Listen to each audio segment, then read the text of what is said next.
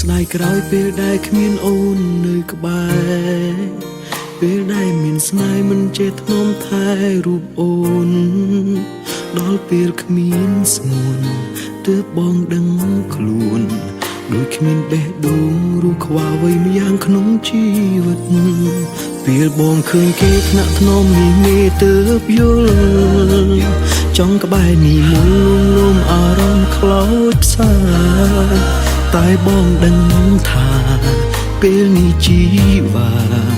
គឺជាសង្សាររបស់គេមិនអាចក្បែរពេលអូននៅក្បែរគេតើអារម្មណ៍មាសមេយ៉ាងណាគេស្រឡាញ់ប៉ុណ្ណាស្រឡាញ់ខ្លាំងជាងបងមែនទេបងដឹងថាគេល្អចេះកុំដកចិត្តអូនមិនដូចបងមិនយល់អារម្មណ៍ស្ងួនបើសិនមានឱកាសបងច្បាស់មិនអោយដូចគ្រាមុនស្របតាមចិត្តតូចតន់យល់អារម្មណ៍ខ្វាយខ្វល់ពីអូន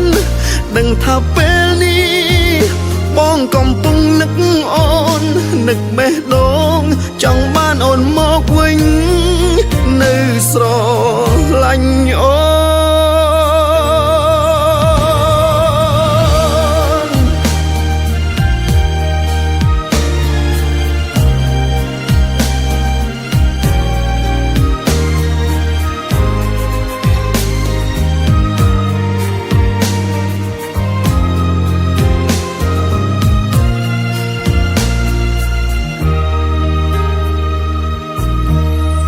ពេលបងឃើញគេថ្នាក់ថ្នមមានមេទើបយល់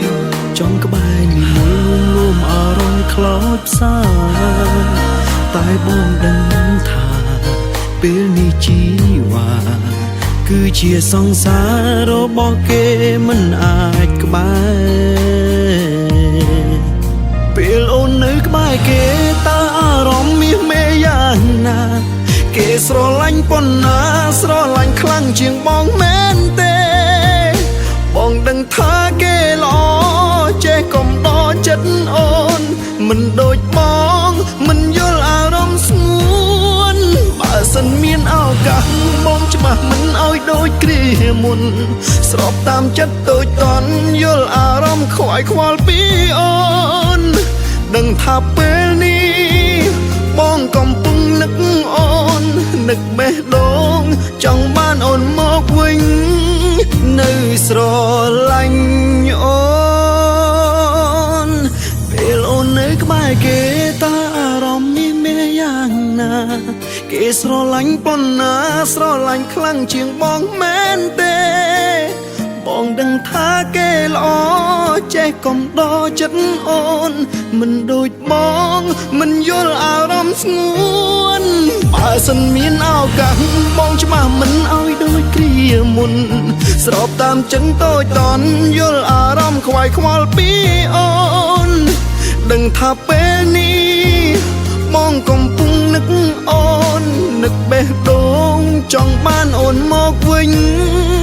នៅស្រឡាញ់